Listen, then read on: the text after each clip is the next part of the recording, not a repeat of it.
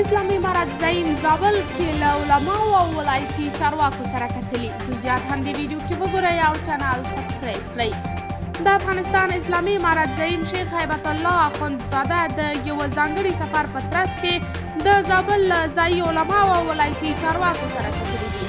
باختر دولتي اژانس د راپور له مخې ښاغلي اخندزاده د دغه سفر پر مهال مسؤلینو ته وویل چې له ولس سره ښه چلند وکړي، په ادارو کې له مامورینو سره نیک رویه وکړي، د بیت المال پوره خیال وساتي او تکبر او غرور ونکړي. د اسلامي امارت زعیم زیاته کړه چې د اسلامي امارت فرد دې د خپلو مشرانو او امیرانو اطاعت وکړي. هغه وویل چې څوک چې چیرته ټاکل شوي دي هغه د ټاکلي دي او څوک چې د ده لخوا د ټاکل شوي امر اطاعت نه کوي هغه په واقعیت کې د ده اطاعت نه کوي. د اسلامي امارت زعیم همدا راز له چارواکو وغوښتل چې خپل مسؤلیت د شریعت او اسلامي احکامو په رڼا کې مخته یوسي. قدرمنو لیدونکو، تاسې د دې موضوع په هکله څه نظر لرئ؟ نظریات راسره کمنټ کې شریک، ویډیو لایک او چینل سبسکرایب کړئ.